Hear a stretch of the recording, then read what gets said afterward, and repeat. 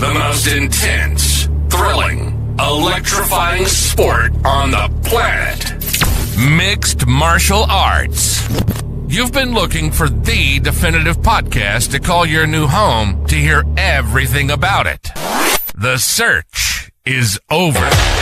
This is the MMAnomaly Show. No filter. Bringing you the hottest MMA breakdowns straight from the heart of the octagon. This show is all about MMA breakdowns. For fans, by fans. We're talking UFC, MMA, and the occasional big boxing match. We'll bring our unique take on how these fights are going to play out and who we think are the best bets. Welcome to the MMAnomaly Show. No filter. And now your hosts, Olin, a.k.a. MMAnomaly, and Alex Pip, a.k.a. Pip's Piano Tips.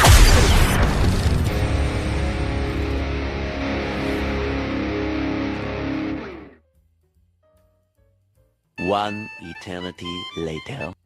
We're here, folks. We made it. Welcome back to another episode of the MMAnomaly Show, No Filter. I'm your host, Olin, a.k.a. MMAnomaly, and with me, as usual, here lately is my guy, the man, the myth, the legend, the man on the keys, Pips, Piano Tips, folks. The man got locked out of his own new laptop and had to enter a 48-digit code. What the fuck, to the Microsoft? Man or woman or they, them at Microsoft that came up with the 48-digit code process. Federal fucking prison. Okay, folks, come on. That's fucking illegal. We're not doing that. Let's not do that, okay? Showtime, my guy. Let's go. You have any boxing matches coming up, my brother? Happy to see you in here. Hope the Twitch streams have been going well. I haven't tuned in a minute, but I actually just reinstalled Twitch on my phone, so you'll be seeing me in your chat very soon, my friend. Looking forward to it. Let's scroll up in the chat here. We also had Lethal Sugar. Guess who's back? Back again. My guy Pip, that's who. And also it took me a while to get back. Tell him he's technically gay. Technologically gay. I was trying, Westy. I was trying. It happens. It happens, man. It happens. Unacceptable. My bad, Leroy. Unfollowed and reported. Shake my fucking head. My guy. We failed you. We failed you. Have you tried unplugging it and plugging it back in? Said Miss Mary. 3 times. 3 times. Yep. Tried it. Not a fan, Pips. Not a fan. I mean, again, I pulled this up. He had to put in a 48-digit code, folks. It took me a second to type that shit. Give the man a fucking break, will you? Come on. What's up, Lane? How you doing, Lane? I like that display picture. Looking to get into coaching the youth now, brother. And the streams are going great. Thank you. Dude, I love that, man. You have fantastic boxing fundamentals. I think that'd be a great thing for you, my guy. I'd be looking forward to it. Nice interview with that hottie anomaly. Hey, thanks, Sean Moody. I appreciate it. She's pretty nice, right? Easy on the eyes and full of personality, bro. And also fucking undefeated. And if you haven't seen it, he's talking about the interview with the marvelous Alyssa Maldonado, folks. Tune into her fight on Elevate Fighting Championship April 4th. It's going to be a fucking banger. She's undefeated. She got a finish in her last fight. And I think she's looking to do the same thing in this one, boys and girls. So make sure you tune the hell in. Important question. Is the pronunciation of the Boston Celtics the Celtics a subliminal message to Celtics? Is it Celtics or Celtics? I don't know. I've always gone back and forth on it. I thought it was Celtics. When I'm drunk, I say Celtics. When I'm sober, I say Celtics. You know, like an onion, I have layers. A subliminal message to sell tickets. It might be. It might be. I like that you're looking into it, or Westy. Yeah, definitely look into it, bro. I think you might have found something there. There's something going on. Let's see what else we got. It's good. Lane, my nemesis. Get out of here. Big ups, Lane. Yeah, that's the way, bro. Yeah, definitely boxing and kicks. I can't coach ground game. Brother, you and me both. Never. I love watching it. I can break it down when it's on TV. Big fan. But I can't. I'm not. Just no. It always feels like quicksand when I'm in there doing it. You know. Jimbo's old lady. Control Alt Delete. I tried everything. 48 digits. It's what it required. I thought I was hacked, but we're good. We're back. Have you tried clicking Alt F4? Don't do that. Don't do that. So did you see somebody did that to Michael Bisping like a I was year gonna ago? say, he said, "What the fuck? What have you done? You bloody What the prick! fuck? You What fucked the me." fuck? What have you fucking done to me? So good, bro. It's so good. Oh man, about to slide in them DMs, brother. You do you, Grimy. You got a response on the comments. I saw you, bro. You did. You did. You miss every shot you don't take, and honestly, like I don't feel like you'd say anything crazier than commenting on her post about pooping on your I back. was gonna say it can't be worse than that guy. I feel like, and if you do, hey, maybe she'll talk about your next interview, big guy. And then you'd be a Get a celebrity shout out. in your own right. You know, get a shout out. Oh man. Let's jump into these fucking fights because we do have a lot of them to break down. It is a hell of a card. We're gonna start at the very top as we often do. And I gotta tell you, it's one of those weird weekends, Pip, right? Where I'm very excited about the card, but I'm trying to temper expectations. Not because I think it's going to be a stinker. I think a lot of these fights are going to deliver in a very big way. But I don't know if my picks are going to deliver in a big way. I think it might be one of those weekends where I'm betting a lot with my heart and not my brain. And notably, for betting purposes, those are my worst weeks. They're my saddest. So it might be a sad week. But I digress. All that to say, we're starting at the top in the middleweight division with a bout between Israel Adesanya, the last style bender, coming in against Mr. B. Joe Pyfer. Yeah. Boo. Do I have a boo one? I don't have a boo one. But you know what? When we say Israel Adesanya, good. That's nice, right? That works. Joe Pyfer doesn't get one of those. You know? Cut it off when we say his name instantaneously. I'll make mine short and sweet on this one. I'm rolling with Izzy here. I think it's a classic vet versus kind of rising power matchup, but the difference is experience at the highest level. Pyfer is dangerous early on, make no doubt about it, but Izzy thrives against aggressive strikers, and I see him managing distance, picking his shots, and just slowly starting to break Pyfer apart at range. I think he's going to look to cut angles. I think he's going to attack the legs, chop the trees very early in this fight. And I genuinely think that if Pyfer's coming out there with loaded guns, just throwing, he is going to launch himself forward. And we're going to see one of those pullback fucking overhands like Izzy did against Bobby Knuckles, right? And many more, right? He was just stringing knockouts together and finishes together when he first entered the UFC, like Thanos was collecting Infinity Stones. So I see this one going Israel Adesanya's way. And if it doesn't go his way in the end, I still think it's going to be one of those fights where it goes his way up until the moment it stops going his way, if that makes sense. Like he'll win the fight up until the moment he loses it if he doesn't win. Kind of like the Amaya fight. Exactly. Like he's going to dominate it. And or the LX Pineda fight, right? Where he was just lighting him up and then he gets fucking clipped. Gets his clock cleaned. Yeah, I'm taking Izzy on this one. While you give your breakdown, I'm going to go ahead and pull up Bet Online. I'm going to look at these odds, see how juicy we're cooking. Get ready, Lane, because I'm about to glaze on Izzy heavy for a second. But I mean, Izzy's back. I cannot wait to see him fuck up Pyfer on Saturday. I mean, it's been over a year. And Izzy, if you're listening, we miss you. I'm happy you're back. So here's the thing. You're never going to see me pick against Izzy. Israel Adesanya, I mean, he's the greatest of all time. He's absolutely going to smoke Joe Pyfer. And listening to Izzy at Media Day, I mean, he sounds like he's got something to prove. It sounds like contender Izzy. He's talking about writing a new story, the old versus the new. He wants to show everyone that they were wrong for doubting him and saying that he's got nothing left. Which if you know, you know. But for those that don't, Izzy's coming for blood. I mean, he's an elite of the elite when it comes to striking, to distance management, to adjusting and making reads. I mean, the list goes on and on. The first two-time middleweight champion, Izzy's going against a hungry prospect, putting his number 4 ranking on the line against Joe Body Bags Pyfer. And Pyfer, I mean, he does have a powerful right hand. He's a good wrestler. He could be a problem if he's on top and you're hurt. He'll swarm you with shots. He'll start looking for the submission. But he hasn't fought a guy like Izzy before. He hasn't been in there with somebody as sharp, as technical. And I think Izzy's grappling game is a little underrated as well, if I'm being honest. I mean, he's got a pretty good body lock takedown. We saw him use it against Amayev. And he showed some good scrambles as well against Kelvin when Kelvin was in his prime.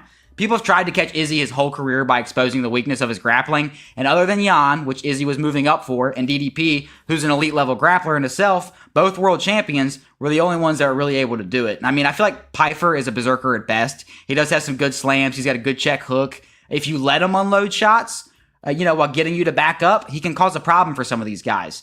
And he does have good grappling, but like I said, it's not on some of the level that people are not on the level of guys that Izzy's already faced. Guys like Brunson, Costa, Vittori, I think all these dudes would fuck up Pfeiffer. Joe got outmatched by a Jack Hermanson, now on a 3-fight winning streak, and his best win against all of them was a washed Kelvin Gastelum. If anything, I feel like it's a solid tune-up fight for the last stylebender. He's got a wide stance. It's open to leg kicks. He reacted to Gastelum's feints, which what do you think Izzy's going to do to him? He's going to freeze Pfeiffer. He's going to systematically break him down, sticky jab, straight right hand behind it, snap the low kick, immediately step out of range. He's just got elite-level footwork. And Izzy, again, if you're listening, the only thing I want you to not do is switch stances without setting it up first. I mean, throw the straight hand and then step out by it, or create enough space to where he can't reach you and then switch stances. But I mean, either way, Israel's a master at that distance striking. He can read you before you throw and then use that 5-inch reach advantage that he has as well to pick him apart. And if it goes past the second round, I mean, I feel like all these feints, and Joe's a big guy. All these twitches, he's going to overload his muscles. He's gonna gas out in the later rounds. I think eventually Izzy's going to condition him with the leg kicks. By that time, the power threat of Pfeiffer's gone. He can't load up on the legs. Pfeiffer's going to get ready to catch the low kick, and Izzy snaps it up high with a question mark kick, and Izzy gets back in the win column. Especially with Izzy training with Rob now, I feel like it's a good training partner for this kind of fight as well. So give me Israel Adesanya, the last style bender, by question mark kick knockout in round 3. I fucking love that, bro. I fucking love that. Let's see here. I always punch above my weight. I mean, that's fair. That's a good thing to do, bro. Punch above your weight always. Why not? Lane, come back. I have Izzy by decision. Hate to say, hopefully. WMC. Does Joe wrestle? He'll try. I don't know if he'll do it successfully. My fucking guy. That was perfectly timed, bro. Come on.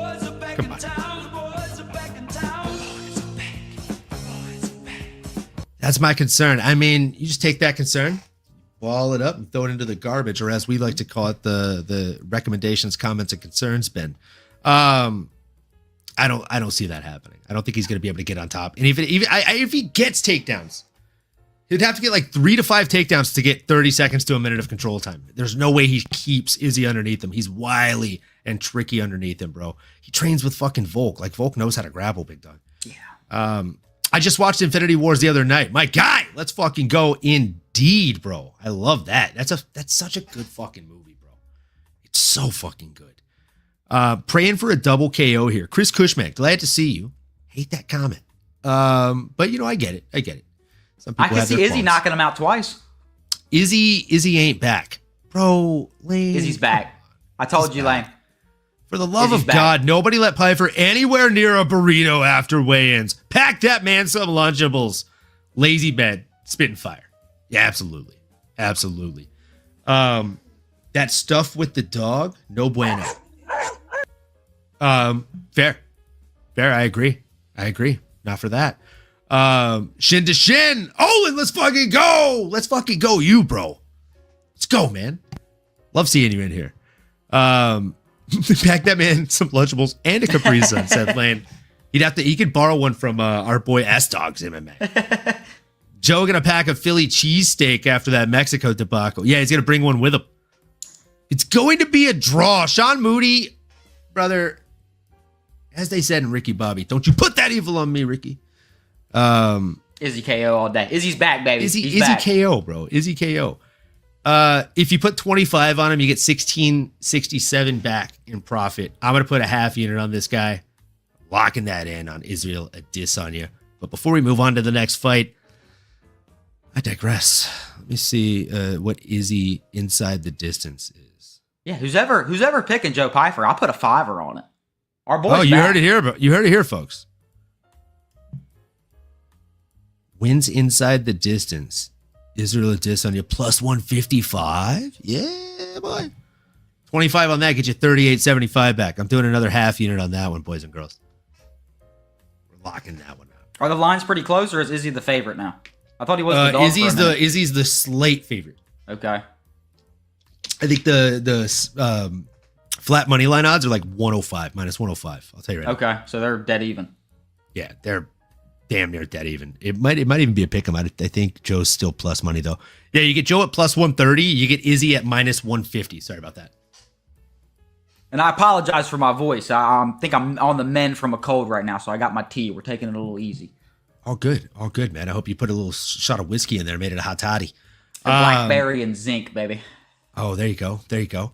Who has more to lose in the main event? True Soul. True Soul, I don't know if I've seen you in the chat before. If I have, sorry for forgetting, but I love that display picture, man. We won't underestimate your power.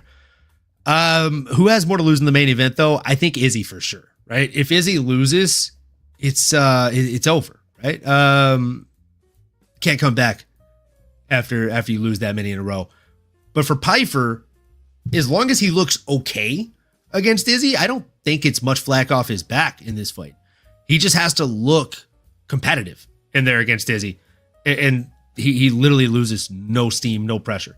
But if he goes out there and wins, it's everything for Joe Pyfer. If Izzy goes out there and wins, it's buying him more years. It's getting him back in the saddle again, but it's not necessarily beating a world breaker like beating Izzy is, right? So I think who has more to lose? Izzy. Who has more to gain? Joe Pyfer in spades. Yeah, I mean, Izzy's legacy's already been set in stone. I think even regardless if Izzy loses this fight, he's still going to be one of the GOATs. This is a money comment right here, Shin to Shin. Remember, Pyfer got outworked by Hermanson. Izzy is a way better striker than him. Dude, I mentioned that too, Shin to Shin. Tenfold, bro. Honey and T always helps for me. Bro, Honey is such a sleeper. I should have done that. Just about anything. Like, fun fact, John Jones has admitted that before sparring or like hard drills, he would literally just go eat a tablespoon of honey to get that extra boost of energy he knew he'd need. Honey's good for everything. Great nutrients in honey, bro. It's great for everything. Get some local honey too. It's good for the allergies. Oh. I literally told the old lady, like, we need to go to the farmer's market this weekend so I can get local honey and just do the whole 1 tablespoon every day for a week, and then you don't have any allergy problems for the year. Yeah. Yeah. You need to snort the zinc, Pip. They say Let's just try sipping it They first. say that makes it act faster. They say that makes it act faster and that it also makes it work harder. I don't know. Right to the brain. That's what they say. That's what the experts say. That's exactly what they say. I think Grimey's a doctor. Imagine I told you when Pyfer got his elbow dislocated against Stoltzfus and Izzy TKO'd Costa that less than 6 years later, they'd be facing each other on a fight night.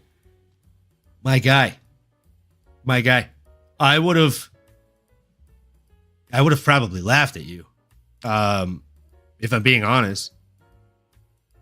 Yeah. Nobody's seen this I would have told you that that's absolutely insane. Jones honey is laced with PEDs. Oh, dude, yeah, absolutely. But it's just like a grain of salt in an Olympic-sized bowl. It's not a lot. It's a picogram. Little picogram. Aaron picogram. Yeah. MMA journeys are wild, aren't they? It's 100%. insane, bro. Olin knows. I do. I know. I know a lot of stuff. I know a little bit about a lot of bit. You know what I'm saying? And some things I know a lot of bit about. This message is brought to you by Allegra. Allegra hates local honey. Dr. Love. Dr. Love. Buddy Love. Buddy Love is the one, bro. Buddy Love is the one. Got to get raw honey. Everything raw, Lane. Anyway, better get back to work. Like and fucking subscribe. My guy. We appreciate it. I don't know if you're talking to me or you, but either way, we should probably get back to work too. So let's jump back into breaking down this card, shall we, my guy? The next fight. God, I made a video of this. Last time we broke down one of her fights, I played it. And now I'm sad that I don't have it anymore because I would play it again. But I had a compilation of Macy Barber just swinging at air. Like, because she always range finds and she'll throw like 100 unnecessary strikes. They're not even feints. Like, she's committing on those things, turning them over. I had like the Ghost Hunters TV show intro. And then it's with like spooky sounds. I'll have to bring that back and post that. But I digress. It's Macy Barber coming in here against Alexa Grasso. I'm going to let you take the lead on this one, Pip. I was supposed to do a shot on that last one. I told myself I would because, this could be a diss on his last fight. And if it is, cheers to Izzy. My guy, an absolute fucking legend to the sport. Thanks for everything. One of the GOATs. Nah, but yeah, in the co-main event, we've got a rematch. Barber actually fought Grasso back in 2021. Grasso was able to get the unanimous win. Grasso found most success with straight punches in that fight. Macy had more success when she made it more of a dog fight. She struggled when Macy would put the pressure on. She just got in the face of Grasso. A lot of hooks and shoots for the takedowns. But Grasso was typically able to neutralize and reverse positions and control most of the fight from cage control. So the question is, has Macy improved enough since then? She's now riding an insane 7-fight win streak. And I think I'm going to say she has. I mean, she's improved her striking. She's been able to mix in the takedowns a little bit better with the striking. And she's added a lot more aggression to as well. And that was the one big thing that Grasso struggled with. She's not afraid to go in there and scrap. She's not gassing herself out on takedowns. And she's not gassing herself out looking for the finish anymore. Grasso's leveled up as well. I mean, now the former flyweight champion able to choke out Shevchenko. They went, 1-1-1 with each other. And honestly, I feel like that should be enough said. But now that she's on a 2-fight losing streak, and I feel like that might be in her head. She had no answer for Silva in her last fight. She was just trying to catch up the whole time. And that's kind of where my worries come from, is that Silva fight. If she backs up and she tries to look for shots from the outside, I think Macy's going to bring the pressure and beat her up against the fence. I think Macy's coming for revenge on this one, and I think she's going to get the decision win over Grasso this time around. What do you got on this one, Uncle Owen? Ooh-wee! My guy, my goodness, my gracious me.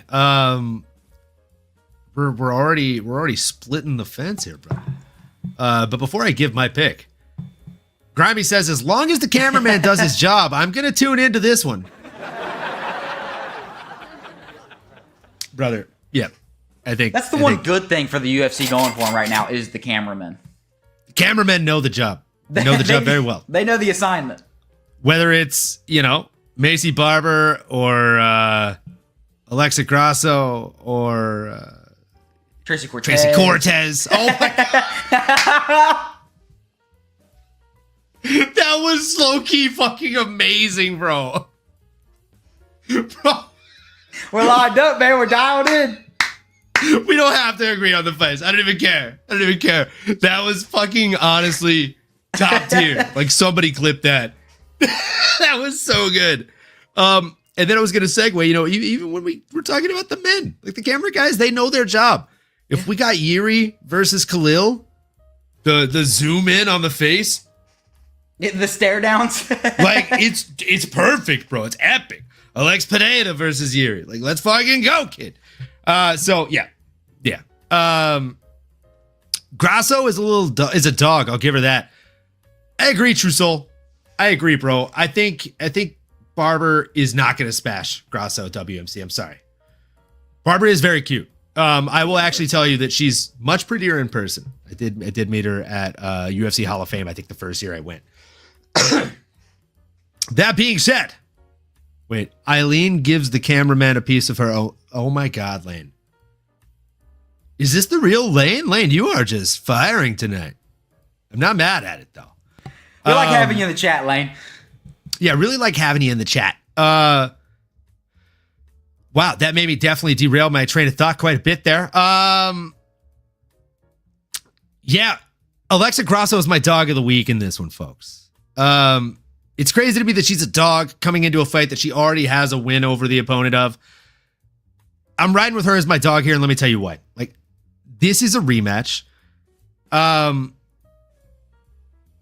Alexa learned exactly what she needed to do in the first fight. I think she's going to use that slick boxing, mix in level changes, actually get Barber down to the ground or against the fence with her grappling strikes, and just sap the energy out of Barber. Barber's tough when she comes forward, and she does come forward pretty often, but Grasso's fight IQ, I think, far out levels her. It's just literally on another level if you compare the two. And she controls the pace really fucking well, stuffs the takedown attempts rather well. I think she's going to win a grindy 29-28 here.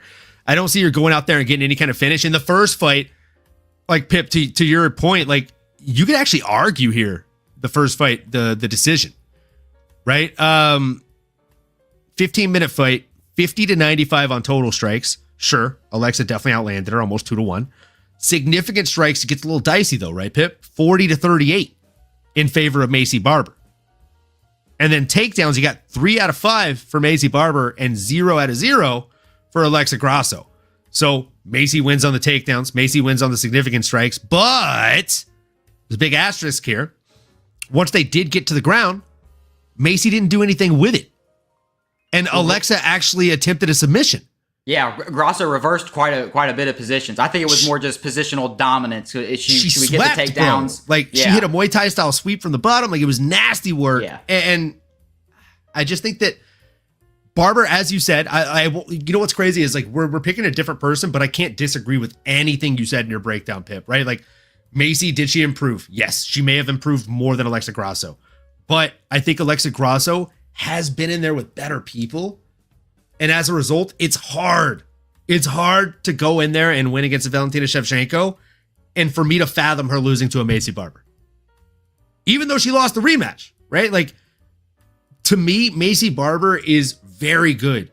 She had the promise that she wanted to be the youngest champion, even younger than John Jones. She's already missed that opportunity. That sucks. But I still like the nickname The Future because I think she can be the future. I just don't think it's going to be in 2 days.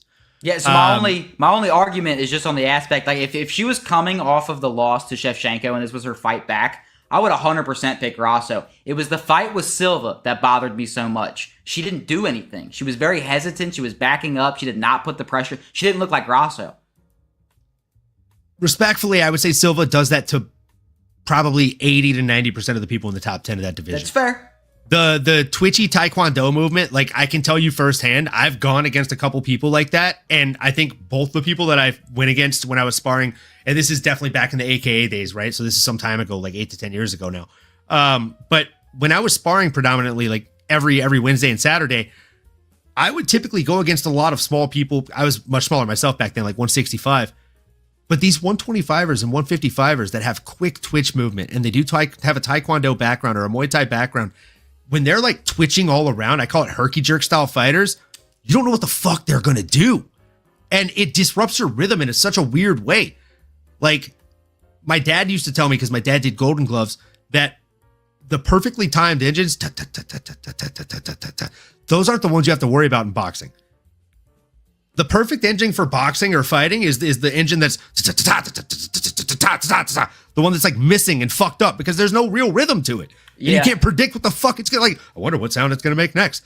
I wonder what strike it's gonna land on my fucking face next. That's Natalia Silva. Like, the way she's constantly twitching the leg forward, you're expecting a kick, and then you eat a jab, and then as soon as you start picking up on the jab, she fucking slices a kick up to your head. She's a weird one. I think she shuts down a lot of people like that. So I take that performance with a grain of salt because, again, I think she would have done that to most people. And correct me if I'm wrong, but that was also the first time that Natalia Silva in the UFC specifically really had to defend takedowns.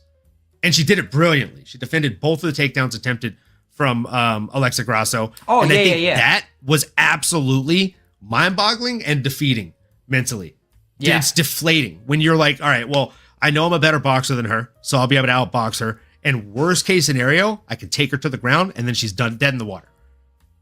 You get in there, your boxing ain't shit because of her Taekwondo and the speed that this little lady possesses. Right. And then when you're like, all right, well, guess I'm going back to Old Faithful. Your takedown ain't shit either. Right. Because that quick twitch movement, she's able to sprawl and get the fuck out of there. Oh, and by the way, she's landing 2 to 3 shots to your head every time you try. Right. So I think this one goes differently. I think Maycee is, especially in comparison to Natalia Silva, she's much slower. She does pack more power. And I'll admit that. Like, Macy's got oomph in her shots. She's crazy when she does get in there. I mean, she's kind of tuned up her striking a little bit, but she's still wild. Yeah. She's very unpredictable in the same manner, but very different ways, right? Let's jump back to the comments. WMC, Barber is smashing Grasso. We already read this one. She caught Shev in that fight, or Shev dominates her, in my opinion. I mean, I don't know, man. She was doing well in that first fight in general. The second fight wasn't terrible. Grasso is a dog. I'll give her that. Fair. That is indeed Lane. All right. Grasso W. My guy Tyler Betts. Ty Money. Let's fucking get it, kid. Love it. But I can see a split decision Barber gift. Don't do that, Tyler. Why'd you why'd you do that? Why'd you do that? That was really mean what you did there. The winner of the first fight wins 63% of rematches. I know Olin is a numbers guy. My guy, you know me so fucking well. I've been staring at numbers for the last fucking 9 hours. So happy to get a break from the numbers doing this show. You have no idea. And these are the numbers I like. I love these numbers. These numbers are great. I don't do these numbers for a living. Just for funsies. Yeah, that is a great statistic, Grimy. I knew it was somewhere over 60%. 63% is an extremely high ratio, bro. So I like my odds here. And we're getting to dog odds. Let's actually, you know what? Before I read this next comment that we pulled up, let's jump down here. Let's see. Barber. God, I hate that BetAG does not do them in order. Grosso, plus 160, boys and girls. $25 on her gets you $40 in profit back. I'm going to do a half unit on that one. That's money in the bank. I think that's money in the bank. I'm sorry, Pip. I know you don't like this, brother. You're good. You're good. No, Barber cannot lose this fight. Not going to happen, says WMC. He also said Grosso beat Chevy off a mistake. Bit of a fluke, in my opinion. I don't believe in luck. I don't believe in flukes, my boy. I feel like the fact that they went 1-1-1 with each other shows a lot. Come on. Like they're very evenly matched. I don't think it was a fluke by any means. Grimy, don't you do that. Don't agree with this guy. What are you fucking doing, bro? The homie Grimy knows you both. I'm going to start calling both you guys Jon Snow. You know nothing, Jon Snow. Barber won't make mistakes here. She won't have to. She's just going to get pieced up at range, dog. I'm sorry. She's going to boxing with too much aggression. She's going to get backed up against the cage. You think Grosso is? Yeah, I think Grosso's going to get fucked up. I'm right there with everybody else too. You're sipping crazy juice. I don't know. As a wise man once said, I got 5 on it. We'll bet 5 on it. You and me, brother. We got a little insider bet. We're betting 5 on it. All right, I'll put 5 on it. Can't fault her for jumping on a back and getting the neck, but compared to how Chev dominated her in the rematch, it wasn't close. I mean, yeah, fair enough. Lazy has identified a problem in not only Grosso, but also Diego Lopez, Irene Aldana, and other Lobo Gym fighters. Cage cutting. They lack in footwork and ring generalship. Okay. This is fair. She's a boxer. She's like a pure boxer that has decent grappling or semi-decent grappling, Alexa Grosso. She's not a Muay Thai striker, so angle cutting and cage cutting, as you said, not her thing. But big butts in this one, pun intended. Come on, bro. Macy Barber, she doesn't cut angles either, dog. Like, they're going to be chasing each other. It's not going to be one cutting off the cage and the other one chasing. They're both going to be on their bikes if one decides to run, if that makes sense. I think Macy's going to be pushing more of the pace. But do you think, just in my opinion, the pace is fine. The pace is fine. But do you disagree that like neither of them really cuts angles like very well? Oh no, Macy just rushes in. If anything, they both kind of rush in. Grosso might have better footwork out of the two. Yeah. But I think that kind of goes back to her boxing style, right? Like Grosso's got the footwork advantage.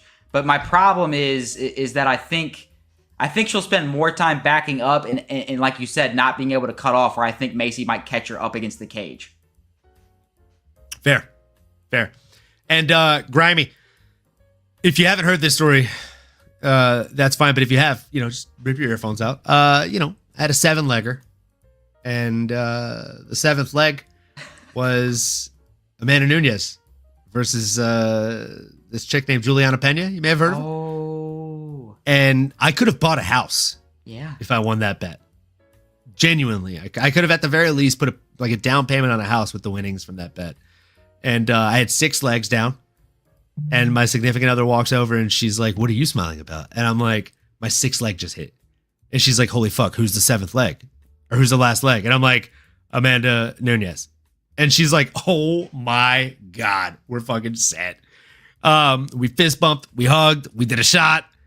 And I showed her the winnings. Then we did another shot. And then we watched the fight. And as that right hand landed, that first right cross landed from Juliana Pena, I kid you not, it was like a scene from a sitcom or a movie. She's like, No. What's happening? What the fuck is happening? What is happening right now? Baby, what is happening right now? I'm like, we're fucking losing. Like, we just lost the house. That's fucked up too. Because she fucked her up too in a rematch too. Like, that one was a fluke. That one was a fluke, and that made it hurt even worse. But it also the whole point of that story was because Grimy commented that Chev loss cost me $200 on a parlay, so I remember. Yeah. I think if I would have hit all 7 legs, it was over 60K, I would have won back. So I also remember, as they said in Superbad, people don't forget. And I won't. I'll never bet on Amanda Nunes ever again. Just won't do it. Can't do it. She's on the no bet list. She's on the no bet list, bro. That's the 3rd time that we've jinxed tonight, bro. It's like low-key wild. We're synced in, man. A little bit eerie, bro. Put on your tinfoil hats here, folks. We're hive-minding. That being said, Barber is the ideal opponent for someone who has a hard time cutting off the cage. She'll come right to you. Oh, I wish I would have read that comment before I went on my rant. You literally sent it like within the same minute. Thanks, Lazy. We agree. Thank you. We agree. And PFP bet. Barber wins. You wear her for a week?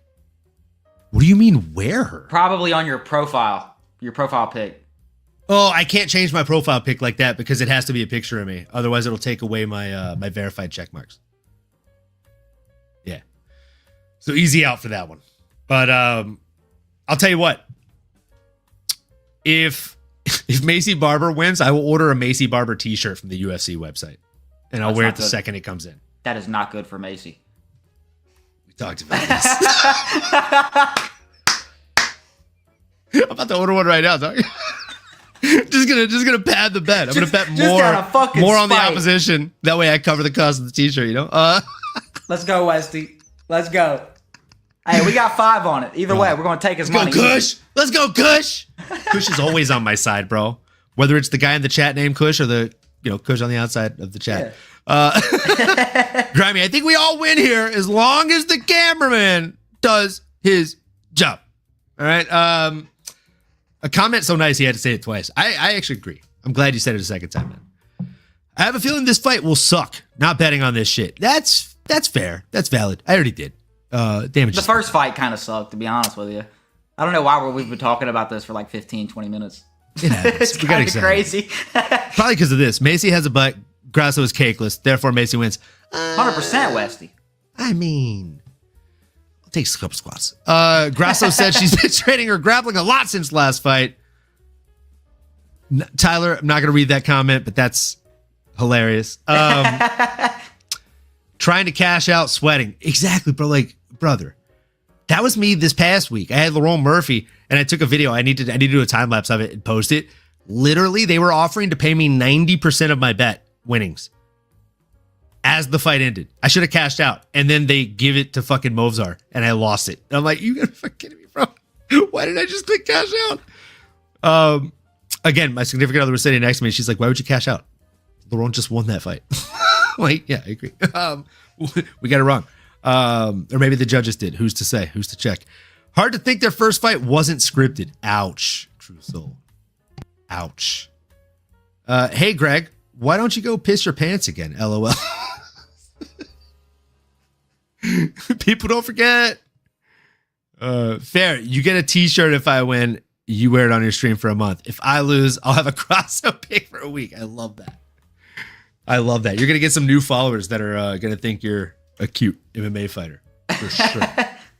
And I love that for you. I think that's fantastic for you. Let's get into the next fight here.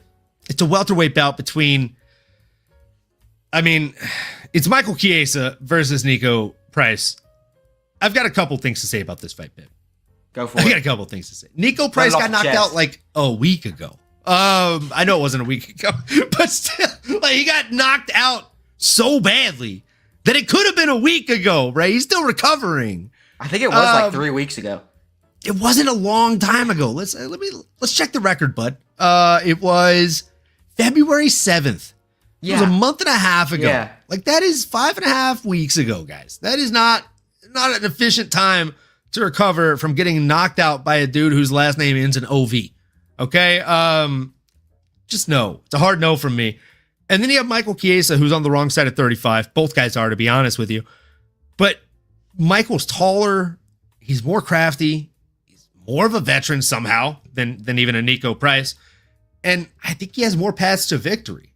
I think he gets it done inside the distance. I think he's probably going to sub Nico Price. And if I'm Nico Price, and I'm not accusing, but like real talk, I said this to my homies this weekend. I would rather get choked unconscious than pelted by blasts and put unconscious via strikes. Being choked out, you take no damage. You wake up and you're like, oh, fuck. Did you put me out? Damn. Good game, bro. You shake hands, you're fine. There's no brain damage. There's no long-term damage. As long as they don't hold on too long, which they can't. There's a ref there. If I'm Nico Price and I just got knocked out and I was really banking on getting the win and show money, I need that money. I have 13 fucking kids. This is an easy path of not a ton of resistance. Chiesa is not a knockout artist. We know his game. He's going to take you down. He's going to try and submit you while you're still dry very early on. So round 1 or 2, he's not going to take a ton of damage in this fight. And he's also going to get the money that he needs. I think this is just a smart marketing play for Nico, who knows he's kind of a 500 fighter with the 16-10 record towards the tail end of his career. And he's trying to cash as many checks as he can. So I respect it, but I'm going Michael Chiesa here by way of submission. I could see him getting a nasty rear naked choke on this guy. Yeah, I mean, I think this is going to be Chiesa's retirement as fight as well. So kind of have to give him a little bit of props because he's definitely looking for a big win, and he does have a decent opportunity to do that. I mean, he's had a great career in the UFC. I like him on the mic, so it's always nice when they stop fighting, but it still feels like they're a part of the experience. I mean, he's gave us some great moments, and I'm really going to miss the Bruce Buffer introductions. I mean, he's been in the UFC since 2012. He's fought nothing but killers like Ali Aquina, Jorge Masvidal, Jim Miller, Dariush, Carlos Condit, Sean Brady. I mean, the list goes on and on and on. But we all know Chiesa. I mean, he's more of a flat-footed striker, not the best output when he's on the feet. And with that, he's never gotten a KO or a technical knockout in his professional career. I think other than the Ultimate Fighter, those are the only knockouts that he was able to get. We know he's mainly looking to get this fight to the ground. He's a solid wrestler. He does have elite-level submissions, slick transitions to the back as well. And if you get your neck, you usually got to start thinking about your neck fight. But Nico isn't a slouch on the ground. I mean, he was able to knock out Randy Brown off his back. Granted, he's definitely not on the same level, but I have to give it to him, though. I feel like he's always got a chance. And every time we see Nico in there, win or lose, it's always a great time. And Nico's one of those guys that I don't think I'll ever pick against. He's coming off the couch. I don't even think he was training with the 20 kids that he's got to feed. I mean, he's got some motivation. And Nico hasn't had great fight IQ moments. I'll give him that recently, but I'm never going to count him out. He's a brawler. He's got power. He can scrap. Here you're not really worried about him getting knocked out. So I'm going to rock with Nico. He's going to stuff the takedowns. He's going to piece Chiesa up on the feet. We're going to get him back in the win column with the brutal knockout round 3. Do I believe it? No. Would I bet on it? No. But Nico's my dude, just like Izzy, and I'm going to pick with him. So I'm rocking with my heart here. I want Nico to get this dub. Don't tell that bet, folks. Don't tell that. Don't tell any bet on this one, really. Even if you wanted to juice it out and try and get our guy fucking via sub, which is how I genuinely think it goes, I wouldn't bet on that because it's like minus 145. I'll tell you right now. Minus 145, Michael Chiesa by sub. It's a no. It's a no from me, Doug. As Randy, isn't that the guy? Randy Jackson from America. Yeah. It's a no from me, dog. Sorry. I'm not doing it. But big butt. I like big butts, and I cannot lie. You other brothers can't deny. We're about to talk about this featherweight fight, and it is between Juicy J, Julian Erosa, and Larian Douglas. I gotta hear your breakdown on this, and then I gotta give my batshit crazy one. All right. So, I mean, I think this is an interesting match. We've got, Julian Erosa. Yeah, he's got a lot of kids. Westy. I feel like Julian might be one of the best fighters I've seen in a while. He's got solid BJJ skills. And I can't say it often, but he does present a threat off his back. He's not the greatest striker. A lot of times he can just move out of range and catch you with a straight shot. Or, on the other hand, he's got a bad problem of just keeping his hands low and leaning forward. And it's odd because he's so tall and long, and we've seen him get KO'd from head kicks multiple times. Sometimes he can just overextend his shots. But, I mean, look at the resume. I mean, he's got wins over Sean Woodson, Nate Landwehr, Charles Jourdain, but gets KO'd by Artem Lobov in the first round. He's got a record of 9-8 in the UFC, which it just kind of makes it really hard to bet on. Against Douglas, making his UFC debut, he's on a 5-fight winning streak, and I'm actually looking forward to seeing Douglas make his debut. He's got decent experience. Actually has a win over Javier Reyes, who we just saw him beat Silva de Andrade back in February. He's got a very similar style, in my opinion, to Ilya. I mean, nice pocket boxing, sharp pivots, just out of range, and he's able to land some good counters or can just find the chin with hooks and put it on you. He's got decent takedown defense as well, and honestly, I feel like it's a decent test against Julian. I'm looking at it logically. I think Julian gets KO'd. I think the ability that Douglas has to get in range, land bombs when he's in the pocket, I think it can give Julian a real problem. I think Julian's going to be leaning in, hands down. Douglas rushes in, catches him with a left hook, and I think he's going to make quick work of Julian. Give me Douglas by KO in round 1. In round 1? Oh. In round 1, bro. I mean, that's just mean, bro. So you could have guessed it. We're not picking the same guy on this one. Amani Rosa has the dog here, Pip. Julian's a veteran. He's got ridiculous heart and finishing power. Douglas is a solid prospect, but Erosa's seen every look in the octagon before. As you said, he does have kind of a lackluster up and down UFC career, but he typically weathers that early storm more often than not, and he's very slick whenever he's getting into his rhythm on those combinations on the feet. Also, his ground game is very slept on. He's got a decent number of submissions in here. I think by round 2, he's got Douglas hurt by body shots, ends up fishing for some kind of either finish on the feet or getting Douglas to shoot in and just ripping a guillotine as his opponent is shooting in. Give me Juicy J in this one. I like him to get it done. I think he's a dog. Let's see here. Juicy J. Plus 285. I'm going to put a half unit on him. If your units are 50, half unit is 25. 25 gets you $71 back in profit.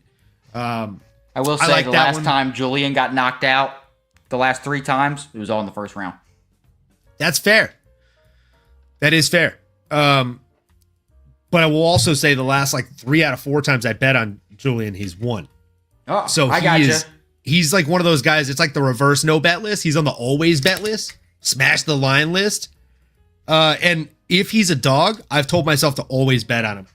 When he loses, Pip, you can check. If somebody wants to fact check me in the chat here, when he loses is when he's a favorite. Okay. I think I've only bet on him one time when he was a favorite. I think that was the Artem Lobov fight. And I was like, oh, he's going to smash Lobov. Lobov sucks. And Lobov fucking killed him. So I told myself, anytime he's a dog I'm putting in the yard. Cheers to you folks. If you haven't already done so, like, comment, subscribe, smash the bell for notifications. You know the drill, folks. Go check out the latest interview if you ain't checked that one out too. Give that one a like and comment.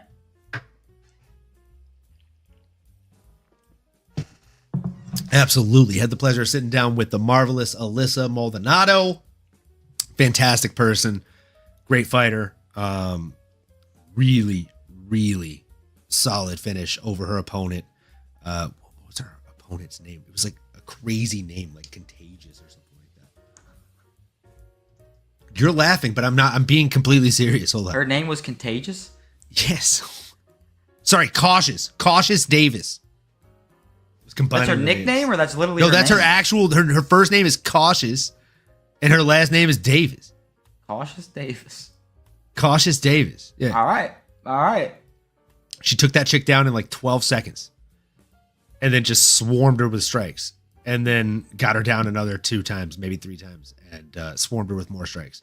I think I counted 28 unanswered strikes, and they had to stop the fight. She's a girl to keep an eye on. Definitely a girl to keep an eye on. Undefeated, 5-0. She's a stud, bro. And she's not without her hardships, right? Torn ACL, had a 7-year layoff in between her first and second amateur MMA fight. Looking to go pro this year as well. So keep an eye on that. One championship. If you're looking for atom weights, give her a call. She's all ears. Now, with that being said, let's move away from this featherweight division and into the middleweight division. We have about to talk about between Mansour Abdul Malik and Yusri Bilagri. I know that's probably not even the right way to say his name, but it just felt right. It sounds a lot nicer that way. I feel like it did. Thanks. I appreciate that. So Mansour Abdul Malik is who I'm picking, right? He's rolling. He's on a roll right now. His power, his wrestling, his pressure. I think he's going to overwhelm Belgrui.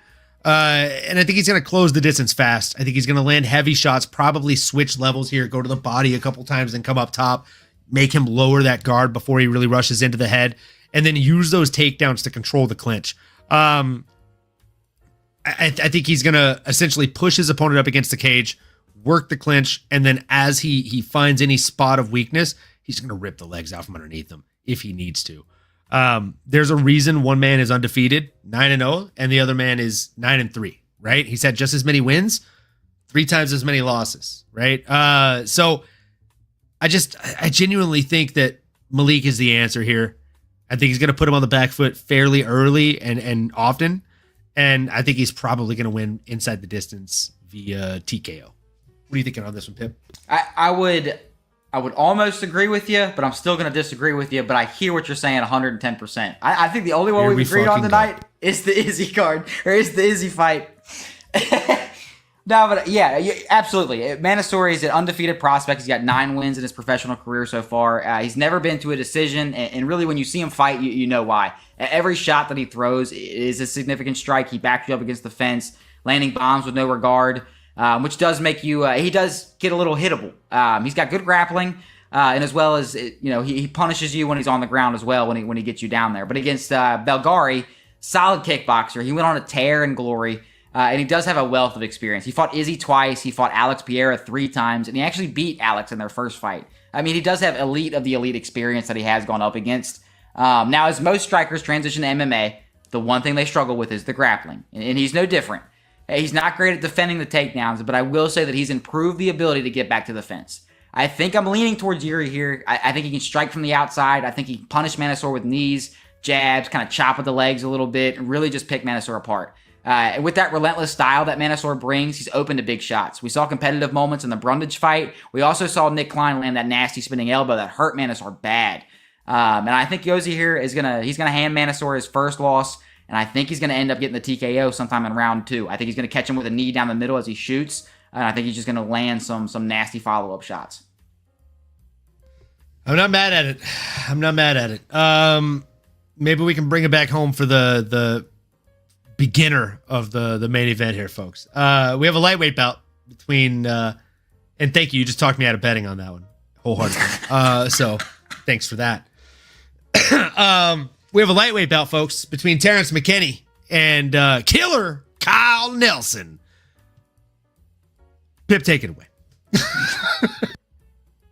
Terrence McKinney, I mean, he's always fun to watch. He's very explosive, a lot of power behind him, just a high twitch fighter. While I think he's a bit of a glass cannon problem here, overall, he's pretty decent.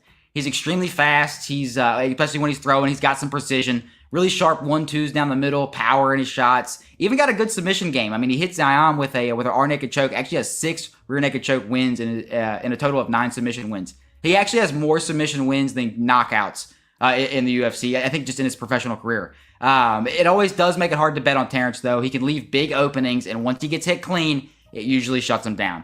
Against Kyle Nelson, I mean, he's a relentless striker here. He's got a good grappling ability, and he's mainly looking to stand and bang. He's fairly durable. He's got some power, nonstop pressure, just kind of blitzes forward, and he's got cardio to hold up for it. The question is, can Kyle Nelson weather the storm, or is he going to get blown away?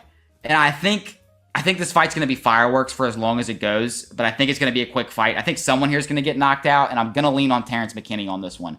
I think when it comes down to the striking, Nelson's wild. I think he puts himself in crazy exchanges, lots of looping shots, where Terrence, yes, he likes to scrap as well, but he can land some nasty 1-2s, some kicks down the middle.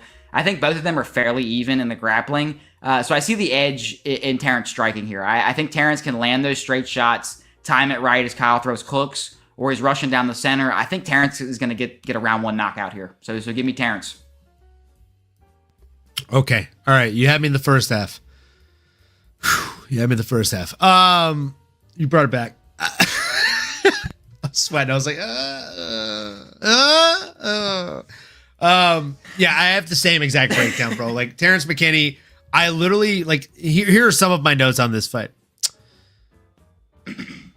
This one's simple. Terrence McKinney, early or bust. I think he gets it done. Nelson's tough, but McKinney's explosive and dangerous in the first round. I think he's an absolute rocket ship. He's like a man on fire typically when the round starts. I look for him to land a big overhand right, followed by a knee in the clinch in the first 90 seconds. Nelson's out cold. Easy payday for Terrence McKinney. The flip side of it is exactly what you said. If Killer Kyle Nelson or Kyle the Monster Nelson is able to weather that storm early, it's going to be bad, bro. God forbid, folks. God forbid Kyle Nelson knows how to throw a flying knee or a standing knee to the face. Because if Terrence McKinney were Clark Kent, those would be his kryptonite. Every single UFC knockout loss for him has been a knee to the face in some way, shape, or form. Check the record on that. That's a real stat. I hate that it's real. I've watched it happen. Multiple times. Unfortunately, a handful of times, boys. It's a stat that is proven, tried and tested, kid tested, mother approved. Yeah, it sucks. Let's see here. They do shows in Cali. I think that's the perfect fit for her. Oh, that would be a good fit for her. What's the under 1.5 on this, guys? I'll tell you right now, Chris. Let's see. On Mr. McKinney. Fucking minus 220. No juice. No juice. You put 25 on that, you get $11 back. No juice. But hold on.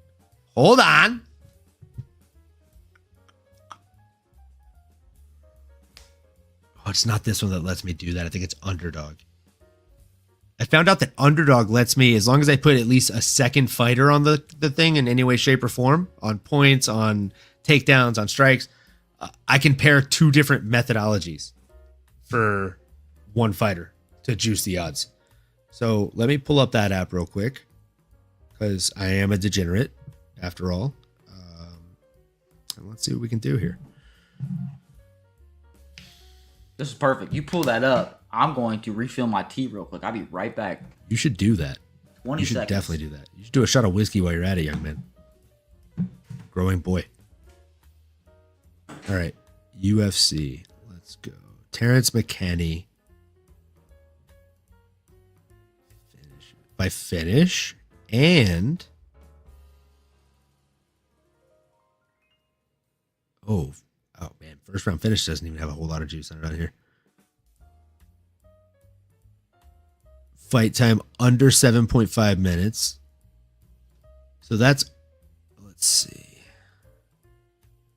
Chris Cushman. This is going to be a bet that we put in together, my guy. So help me help you here. What else would you pair with that under 1.5?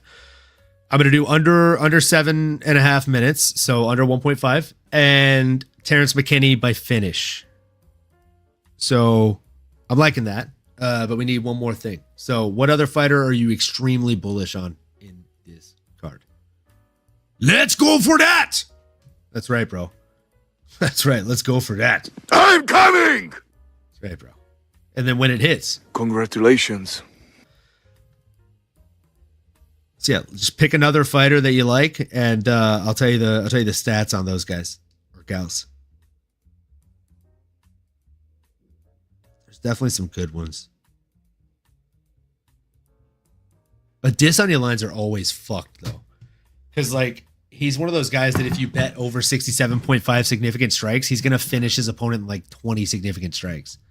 My Then fault. you're just fucking sad about it, bro. And you're just fucking sad about it, you know? Right, Pip? Sure. Yeah.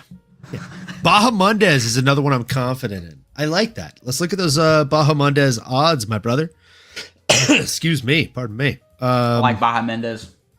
He's a solid one, bro. He's a very solid one here. So Bahamundez. All right. So we have over under on significant strikes set at 55.5. We could take the over under fight time at 12.5 minutes. So 2.5 rounds. We can take it by finish. That'll get us a little over 1x multiplier. Take him by knockout. That gets us a 1.25 multiplier. Submission. I'm not gonna let you talk me into that. I wouldn't fuck that bet with Nano's dick. Sorry.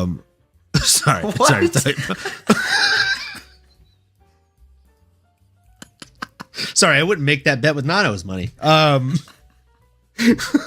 Slip of the tongue there. Slip of the tongue there.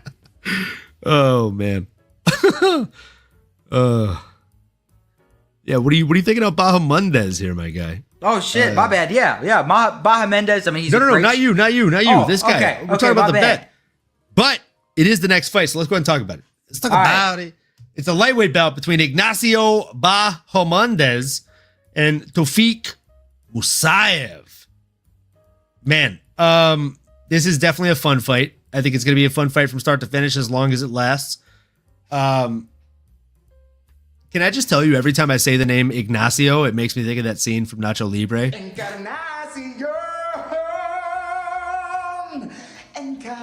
So good.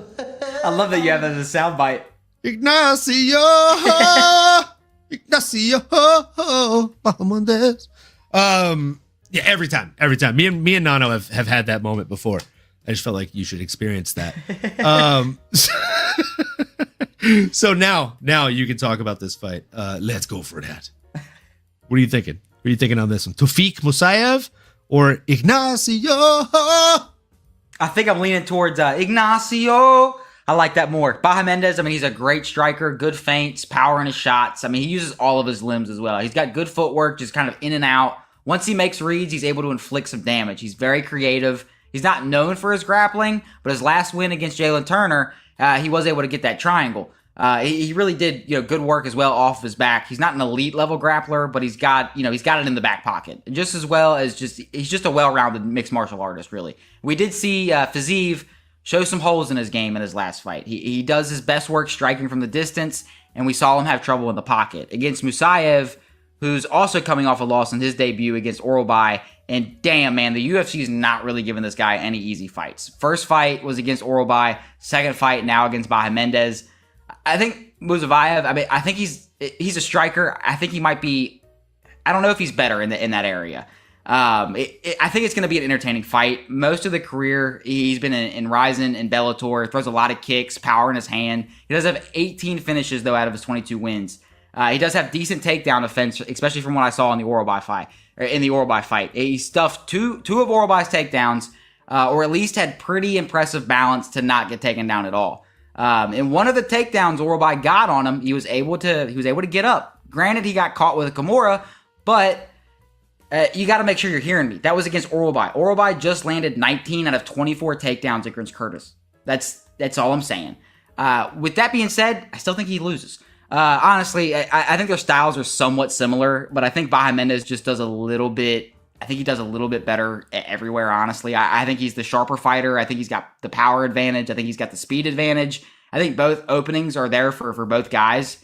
I think this is going to end up as more of a competitive fight than I think what most people think. But I think Baja Mendez can edge this one out. I'm leaning towards a back and forth war here, but I think Baja Mendez is going to get it done by unanimous decision.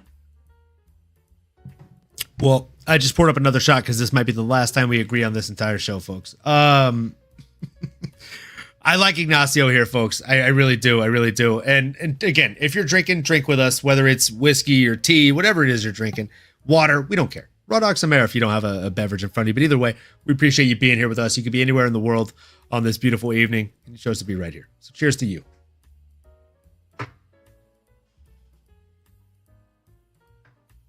Whatever is good for the soul, folks. Yeah, look, I agree with you. The reach difference here is 6.5 inches. And if I learned anything from talking to the marvelous Alyssa Maldonado, it's that half inch counts, Pip. That half inch absolutely fucking counts. Yes, it does. Okay? Laughs aside, it really does. And the 6 inches that go with it, those count too, But as they say, it's not the size of the boat, right? It's the motion in the ocean. At the same time, if somebody said that to me, I would look that fun guy in the face and say, have you ever seen a rowboat go from one country to another? Me neither. right? So that fact has actually kind of been disproven. I think the 6.5 inches really, really fucking matter in this. And the only thing that matters more than that, my buddy here, is the fact that he knows how to use it, right? It's like, yeah, that rowboat would definitely make it to another country if it also had a fucking engine in the back. And the rowing was just, extra propulsion. That's exactly what happens when you have 6.5 inches on somebody. Oh, and you also have a better boxing game than them. Cool. My hands and arms, they're longer than yours. I can hit you before you can hit me. You have to do more to get in. Oh, and by the way, I'm better at getting in to your guard. I'm better at blocking you from penetrating my defenses. So I think Chris Cushman said a comment in here. Let's see. Yeah. I love Musayev because he's fought in Risen. This just seems like a bad matchup for him. I wholeheartedly agree with that. I think Musayev is a great fighter. This is not going to be a great depiction of what he's capable of doing inside of that UFC octagon. He's just matched up poorly in this one. I think Mick Maynard didn't like him. Maybe looked at him funny. I don't know. They didn't do this kid any favors. No. Back had to work. My guy, Grimy. We love having you back. You're just here in time for the prelims, which some fucking bangers on here, if I'm being completely honest with you. Low key. There were some good fights. Yeah. Let's go for that. Chris, I still need your pick on Bahamondes. What stat are you liking on this guy? Do you think he gets it done inside the distance? Are we liking the under 2.5 rounds or the over 2.5 rounds on this one? I'm personally, to be honest with you guys, I'm leaning towards Bahamondes inside the distance. I think he's gonna get a finish here. And if we did that, I'll tell you what those odds stacks would be. Excuse me. I'm going decision. How do you think he's going to get it done? Oh, now it's saying picks can't be combined. It literally let me do that last week and I won money on it. They caught me. Fucking assholes. All right. Well, we have to take Terrence McKinney by finish or just under 7.5 minutes. We're going to take under 7.5 minutes because that's safer. And it's plus 2.42x multiplier. So you put 25 on that, you get $60 back. You put 50 on it if your units are 50, you get 121 back. I'm gonna do a unit on that one, I think. Oh, Bahamondes by KO, we might get better odds on. Let me check the juice on that, my guy. Thanks, I appreciate the response. KO is 125x, so that's 288. So 50 on that gets 144 back. Boom. We're locked in for a unit on that one. That's fire. Excited for that. Stacking the bank back this week, boys. We came up one unit last week. We're not quite there yet. We're not quite net positive, but we're fucking working on it, kid. So yeah, back to the breakdown. I think Bahamondes lands straight shots down the pipe in this one, Pip. I think that's going to be his path to victory with that reach advantage. And I think he knows that. Tafiq Musayev, he's a gifted grappler. He's also a gifted striker. He's just a gifted martial artist in general. He's very well-rounded. So I'm excited about it. Wait. Sterling, Tainara, Bahamondes, Douglas. It's 4 legs, but plus money. Pretty confident in it. Just straight money lines, yeah? I can do that on Bet Online. Let me go ahead and put that together real quick and let's see what we're cooking with, boys. Let's see. So we got Bahamondes, Douglas, Tainara, Sterling. All right, so Bahamondes is minus 315. Yeah, I'm not mad at that, Grimy. I like that. I like all those names, to be honest with you. Tainara is minus 800. Jesus. I mean, the fact that you turned plus money on a minus 315 and a minus 800 is just props to you already. So now we have Douglas and Sterling. Sterling minus 650. Fucking Christ. How'd you get plus? Am I going to get plus money on this? Oh, the only one I don't like is Douglas on this one. You're right, it is plus money. All right, so here's what I'm going to do. So if your units are $50, you put 25 on this parlay. Mind you, all of them are very heavy favorites. I think the weakest favorite on this is minus 315, which was the first one I clicked, and I was like, "Holy fuck, these motherfuckers picking heavy favorites." And that's the weakest favorite on the whole pick. So here's the thing, Grimy, I am, but because I love you and I trust you, I'm gonna do both. I'm going to do a half unit on yours. I'm going to do a half unit on my Bizarro version. Same thing I've done with Pip in the past. That has worked. And I will openly admit, foot and mouth, Pip was the guy that got us money that week. So happy for him. So yeah, you put 25 on this, you get $29.97 back in pure profit. I'm going to do a half unit on this. Reuse selections. And now I'm going to take off Larry and Douglas, replace him with Erosa. And now, guys, now we're going to see what a crazy parlay looks like. Call this a stretch parlay here. All right. Plus 558. So 25 on this one gets you 139.60 back. So if his wins, I cover both bets and I make like about a half unit of profit back. If mine wins, I cover both bets and I make 3 units back.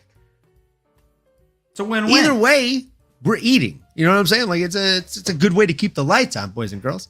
So I appreciate you giving me the out on that. But again, I appreciate this more. I appreciate the fact that you gave me your honest picks.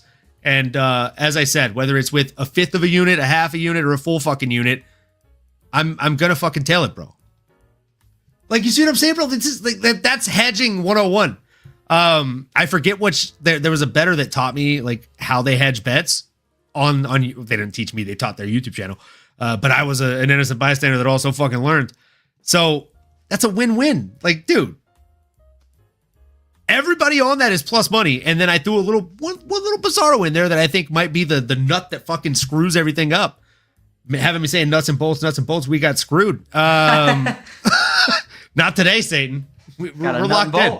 We're locked in. We're ready, bro. We're locked and loaded. So with that, let's go ahead and move into the next one. It's a lightweight bout between Chase Hooper and Lance Gibson Jr. Oh, man. Man. This is an interesting one. Lance Gibson Jr. is 9-2. The dude looks like an absolute stud. But Hooper in front of the Seattle crowd, I mean, the guy's leveled up big time. He mixes in the striking a lot better with the BJJ. A lot better than what we saw when he was on the Contender Series. I think if he's able to get Gibson down early, he's going to spend a lot of the fight in mount or back control. I think Gibson's going to do his best to scramble out, but Hooper's transitions are really fucking smooth. And because of that reason, or rather those reasons, like I said, like he's improved on the feet. The real story is the grappling. And if it hits the mat, that is where Chase doesn't exist on the mat. He lives there. That's his house. He's built a fucking home there. He pays rent, bro. So like, I don't know that Lance pays rent when he's on the mat, bro. So I think if this one goes to the mat or anywhere near it, it's Chase's fight to lose. If it stays on the feet, though, I am concerned. I have concerns. Chase has gotten better at his striking. He does a really good job of setting things up. He'll throw the 1-2 and then shoot the takedown versus just blindly shooting a takedown, which used to drive me nuts in the beginning of his career. Lance is the better wrestler, though. That's another thing that's concerning, bro. He's a really strong grappler, but more often than not, like, and again, I know it's only 4-3. More often than not, he gets the win by knockout. He is more reliant on his striking, and the wrestling is more of a backup for him. But you're right. He is the better wrestler. I think that our guy Chase Hooper is the better Brazilian Jiu-Jitsu competitor. And there's a difference. As long as he knows how to set it up and then set that entry up, he will be able to get takedowns. And if Lance is the better wrestler, he'll probably feel confident if he gets tagged at all in the feet to shoot. And that would be a mistake because Chase is extremely dangerous from the bottom. He'll be throwing up arm bar submission attempts as well as triangle choke attempts. You name it. Like, I wouldn't be surprised if the guy tried to attempt the first buggy choke we've seen in the UFC. And I'm fucking here for it, bro. Like, if dude submits a buggy choke, GOAT status, bro. Let's fucking get it. That's a weird submission. I was putting it one time and I'm like, what are you doing to me? Why? It's a weird one, bro. Like, it's one of those things where you're like, I don't know what's happening right now. And I don't like it. I can't fucking breathe. 4. That's 4 times, bro. 4 fucking times on the naked. Jesus Christ. Hey, we're starting off well, too, because I agree with you as well. I think we're starting off the prelims pretty well. I mean, Chase Hooper is a guy that I really like, Ben Askren's son. I thought there was no chance that you would be going for Ben's son. No, right there. I'm right there with you. Ben's son Henderson. Yeah. No, but I mean, from his style to his personality, he tickles my fancy, to be honest with you. He's kind of a win one, lose one type of fighter, coming off a KO loss against Hernandez. But honestly, he looked good before that. I mean, he was on a 5-fight winning streak, elite level BJJ, as you mentioned. I mean, he's long for the division as well. He uses that advantage. He's very creative. Even he's locking up triangles from the top. And just smashing his way to victories with elbows. And that's a threat. He can strike a little bit, and it's enough for me to, make me believe that he can stay alive in the stand-up. But he's, like you said, I mean, he's looking to get you on the mat. Against Gibson, he's mainly a striker. He's got a lot of pressure. He does have some pop to his shots as well. Throws a lot of leg kicks all around. He's fairly a good kickboxer. And he's also pretty well-rounded. Not enough to where I think that he's going to want to engage on the mat with Chase Hooper just because of the submission threat. I think Chase is going to... I think he's going to give Gibson his second UFC loss. I think there's levels to this. He's coming off a loss to Bobby Green. Although it was competitive, I see Hooper just making, better adjustments in the striking. I think he's going to be able to catch the kicks of Gibson, be able to land takedowns with it. And Chase Hooper's going to be able to get back in the win column with a round 1 rear naked choke. I love that. I thought for sure this was going to be one of those that you disagree with me on. I got Hooper all day. But I guess Hooper is a minus 310 favorite right now, so. Okay. Sheesh. I'm on Hooper by sub or decision. 100% Cushman. Let's see. I know DraftKings does the win by double chance. Let's see. Do they do it?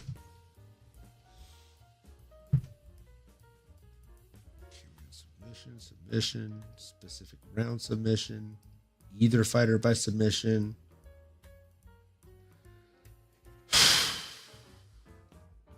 I might just have to do it specific. There we go. Yeah, I'm just going to do specific. Chase by submission is plus 215. Fifth of a unit on that. So again, if your units are $50, fifth of a unit on that gets you $21.50 back in profit. So $10 gets you $21.50 back. I'm going to do that. And then I'm going to do Chase Hooper by decision, or rather by points. That's plus 200. So again, $10 on that gets you 20 even back. Yeah. Either way, if he wins by submission, I make a small profit. If he wins on points, I break exactly even. Hedging bets. Grimy, you watching RAF? Real American Fighting. Or is it RAF? Is it Real American Fighting? Because it's a grappling thing. Oh, yeah, it is grappling, isn't it? Stand for.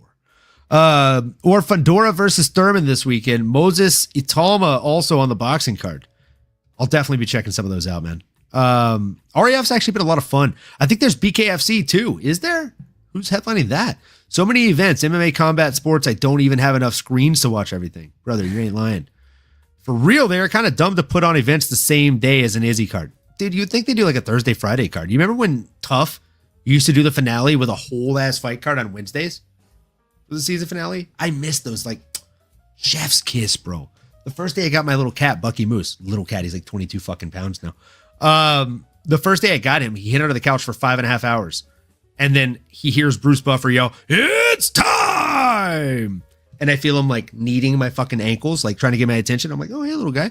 Pick him up. He's like 4.5 weeks old, little fucking squirt. Put him next to me. Kid you not. He has a designated space on the couch. When the homies come over to watch the fights, they don't sit there because they're like, "Oh, that's Moose's spot. That's Bucky." That's Bucky's spot. I swear, I kid you the fuck not, bro. Like, if they've been here more than once, they're like, "Oh, that's Bucky's spot. Let me sit over here." Because you only correct them once. Dude, Bucky will correct him real fucking quick. He'll let him know. But as soon as he hears Bruce specifically yell, "It's time!" he can be asleep 2 rooms away. And he'll come hobbling out of the fucking room. It's time, Dad. He'll come sit up on the couch and watch the fucking fights. Like, he has not missed a card with me in, I think, 13 years now. So, die hard, bro. Die hard. And every time I think of those Wednesday night fucking tough finales, I think of my guy. So I miss those, bro. They got to bring those back. But the issue, Pip, none of these coaches are fighting each other. Yeah. 2 out of the 3 last seasons, we haven't had the coaches fight. What the fuck is going on? Yeah. It's a big problem. And if we're not going to have the coaches fight each other, let's just go into it knowing that from the beginning of the season. Well, then we can have hang even on, funner coaches. There was somebody that just did that. Chael in DC. Yes, thank you. Like that. Thank you. That I'm happy with that format. That was one of the better seasons we've had in many years. I did enjoy that one. It was a great season. They're both good coaches. Yeah, but McGregor Chandler. Get Chael and John Jones in there, or DC and John Jones in there. Either of those. John will be fun. Fire, bro. Fire. Let's run it back with Uriah Faber and fucking Conor McGregor. They always had a weird beef. Your chin looks like a ball sack. What are you wearing on your feet right now? These are pythons. Pythons? Pythons? I don't think we have those in America, dude. You couldn't afford it. Dude, I love that you've seen it. I'm sure you've heard me mention or say at least once or twice on the podcast. You can check the record, bud. That's from that season. Uriah Faber. I have more wins in the UFC. I have more accolades in the UFC than you. You can check the record, bud.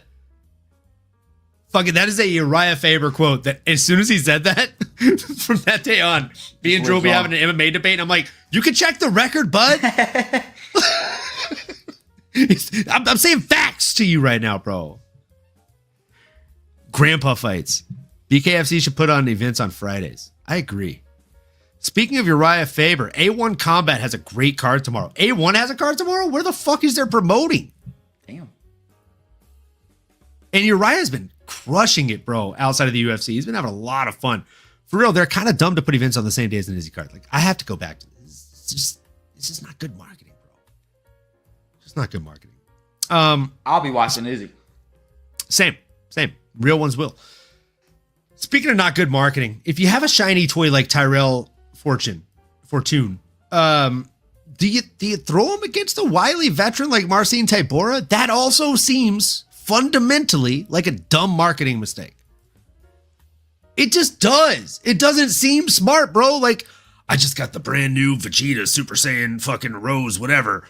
Like, you don't slam that against the fucking Vegeta action figure, the Goku action figure you've had for fucking 10 years, bro. You're going to bang up the new thing you just got. Don't do that with Tyrell Fortune. Give him up and comers. But I get it. There's 25 guys in the whole fucking division, Pip. What are you gonna do?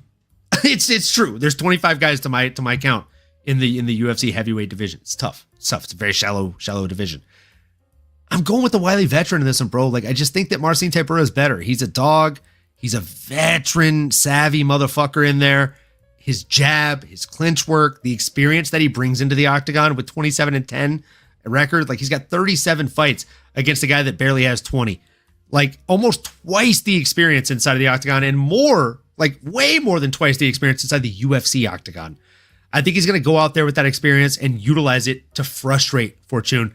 I think he's going to use his size. I think he's going to land the power shots. I think he's going to land the cleaner shots. And when I say use his size, make no mistake, he's the smaller guy in this one. He should be about 10 to 15 pounds lighter than the opposition. I think he's going to use that to get inside and just pepper his opponent with those shots. And then as he's peppering him up, he's going to set up a single leg. And if he gets a single leg on you, if there's 2.5 minutes left in the round, you just spent 2 of them on your back. He is big and strong and down to get the friction on, as Sir Mix-a-Lot said. I got Marcin Tybura in this one all fucking day, bro. I think he's going to take it to the decision and get that dub on the scorecards. What do you think of Pip? Are we splitting again? I'm right there with you, brother. Right there with you. Tybura, I mean, he's been a fan favorite for a long time.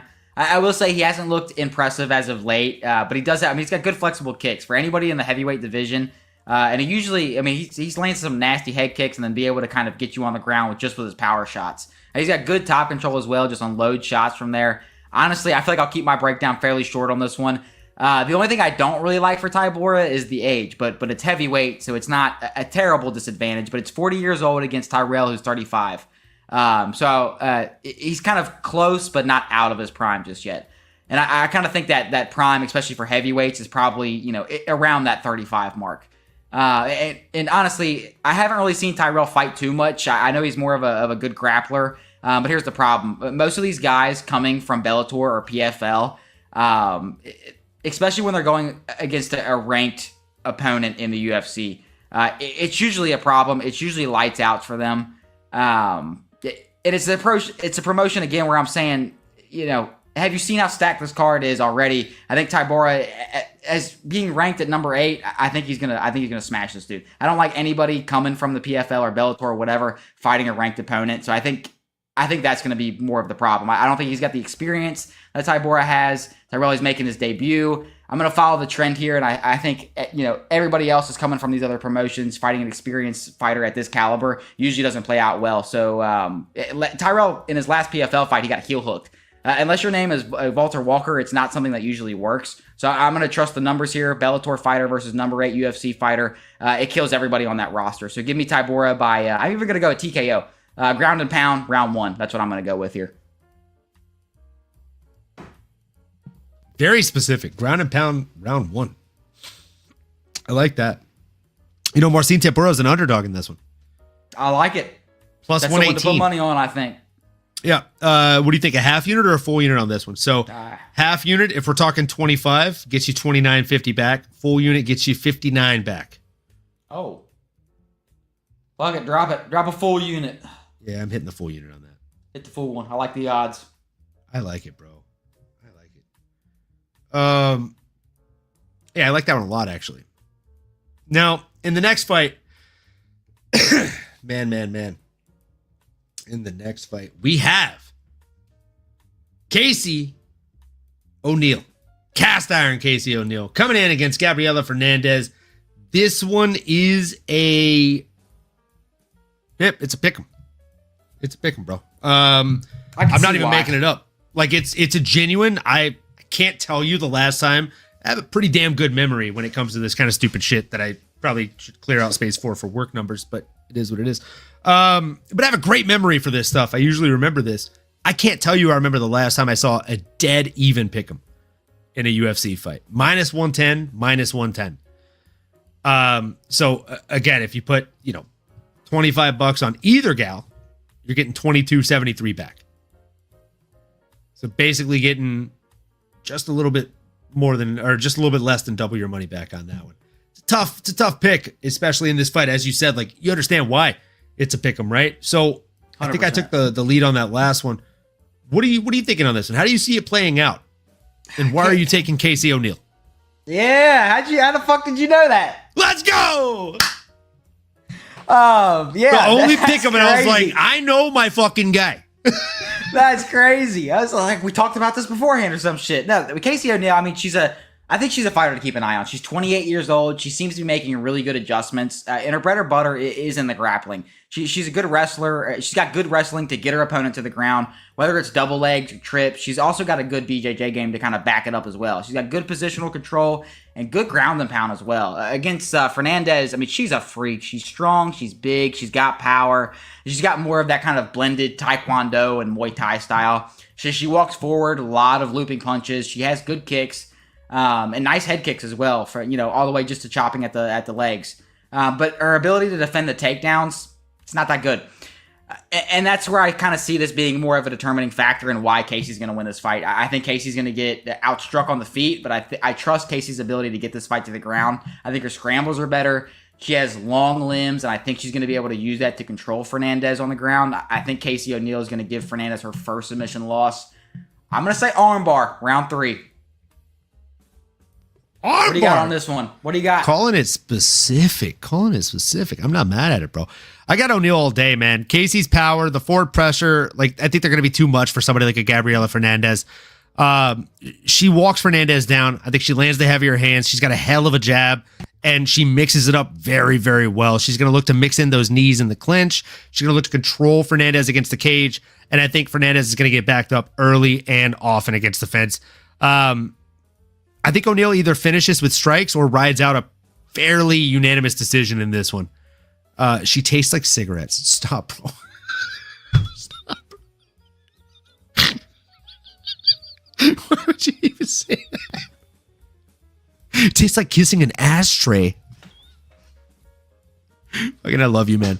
The movie. I do love you too, Grammy. Chris Cushman said, I'm not betting here either. I see either Fortune KO or Tybura sub. Maybe fight goes the distance. I can't put my hard-earned money on heavyweight anymore. If you do, big numbers guy. Big numbers guy. Big stats guy. One of the best stats guys you'll ever meet, some say. I would just tell you to bet overs, heavyweight overs. So flyweight unders, heavyweight overs, statistically, if you bet on every single one of them for the last year, you'd be up money on both. So you win some, you lose some, but you win more than you lose in that case. I just take the over, and the over line on this one is actually set at 1.5, and it's these fairly juiced odds. Over 1.5 is set at plus 105, so just about the same odds you get for Marcin Tybura. So if you're unsure, but you think it goes more than 7.5 minutes, which likely it will in the heavyweight division, not a safe bet, but less volatile, if you will. What's the line on O'Neal right now? It's minus 110, so they're break even right now. If you got her inside the distance, though, you can probably find some juice on that. Casey O'Neal to win inside the distance is plus 160 right now. Not bad odds. Put 25 on it, you get 40 profit back. So 25 in, 65 out. What we got on submission? On submission,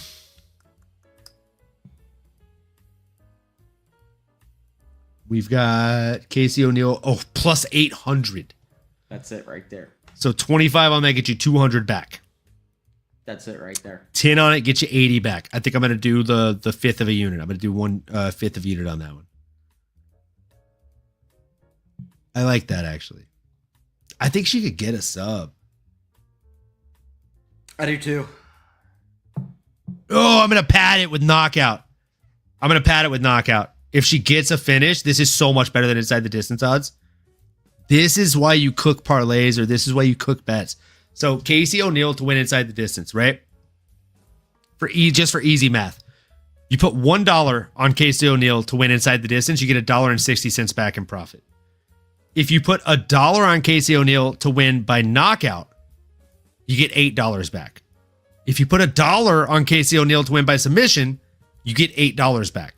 So instead of putting $1 on her to just simply win inside the distance, which is the same thing, right? And getting $1.60 back, you put $1 each, and then you're guaranteed $8 back if she wins inside the distance. So if we're talking $10, that's $80. That's why I did it for easy math, right? So if we're doing a fifth of a unit on this, put a fifth of a unit on both of them. And then you're going to get 3/4 of a unit back. I think you should start a class. Sorry, 2.5 units back. Thank you. Yeah. Appreciate it. I'm a big numbers guy, bro. I like, as long as the bookies lose, I'm a happy guy, bro. Like, we're winning, bro. Right now, I'm liking the way your bets sound. I appreciate it, bro. I appreciate it. I'm trying to be as logical as I possibly can on this. So those two are now locked in as well. Now we're going to the light heavyweight in a fight that, again, I wouldn't bet on with Nano's money. Navajo Sterling versus Bruno Lopez. As Lady Gaga once said, we don't talk about Bruno, but we're going to anyway.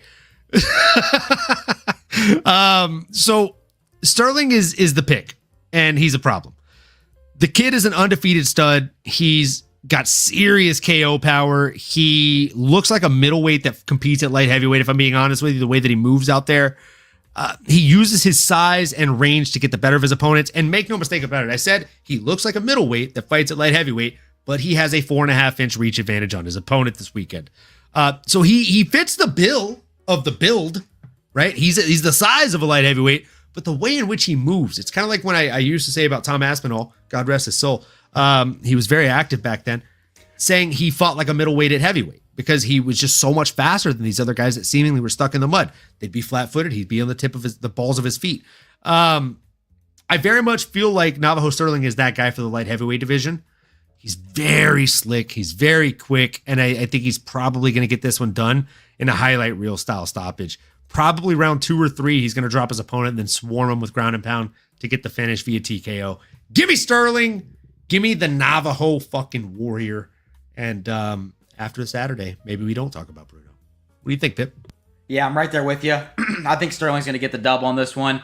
Coming from City Kickboxing, and you know what that means. I mean, we've got another technical striker, 28 years old. He's a really good prospect for light heavyweight. It definitely needs to work on the grappling. But against Bruno, I don't think that's something you're going to have to worry about. He's got decent footwork, good feints, and good counter striking as well. He's patient, and he's still developing. Lopez, I mean, he brings aggressive striking, but he can definitely be a bit chinny. I mean, he can be a bit hittable in the middle. He can stand in front of you and just kind of just start throwing hands, honestly. I think Navajo's, I think Sterling's going to pick him apart here. I think he's going to overload him with feints. I think he's going to, hit him with shots down the middle, eventually catch him while Bruno's walking forward. I don't think Sterling has gotten a knockout. So if I was betting, I would say decision, like in the UFC. I don't think he's gotten any knockouts. He was a knockout machine outside of the UFC, not in the UFC. He's just doing decisions. I feel like in my heart, it's going to be a Sterling knockout round 2. But if I was betting, I'd have to go decision. And you'd be a smart man. The KO line is currently set at -175, while the decision line, or rather on points line, is set at plus 325.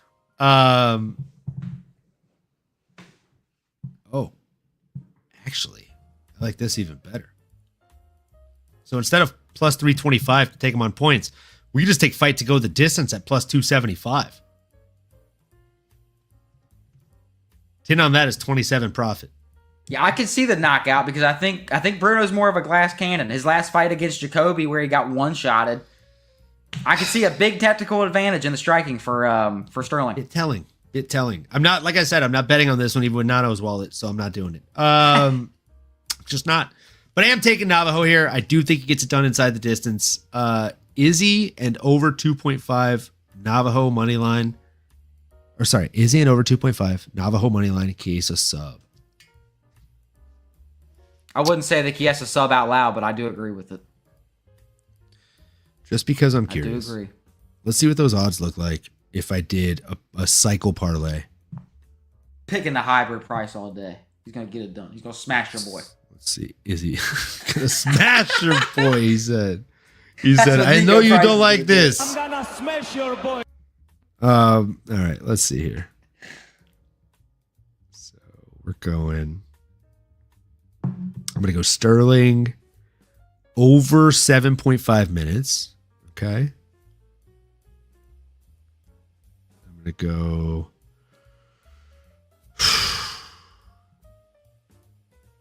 I hate that they segmented between main card and prelims now. It's so wonky. Izzy, I'm going to go knockout. Oh, Izzy's going to knock this fucker out. It's going to be easy. Actually, I'm just going to take finish. Actually, no. Knockout is juiced. Plus 2.14% multiple. Chop at those legs. Pfeiffer's going to try and grab it. And then what did he say? Like, Chiesa? And then Chiesa kicked in the fucking face. sub. I know you don't like this, brother. Chiesa sub. All right. 13.37 multiplier. So $10 on that gets you $133.70 back. Not bad. Not bad at all. Let's see.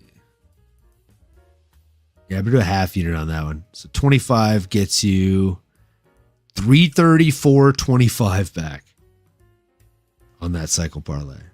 All we need is one of those cycles to hit, folks. Good payout, right? Like, that's not bad at all, bro. It's a solid little cycle. Add the co-main over if you want. Oh man, I'm gonna stick with the 3 legs, but I like where your head's at. Speaking of liking where your head's at, we have a bantamweight fight and then a strawweight fight right after it. So let's go through this bantamweight bout between Ricky Simone and Adrian Yanez, who of course defeated racism in his fight against Tony Kelly. I can say that, all right?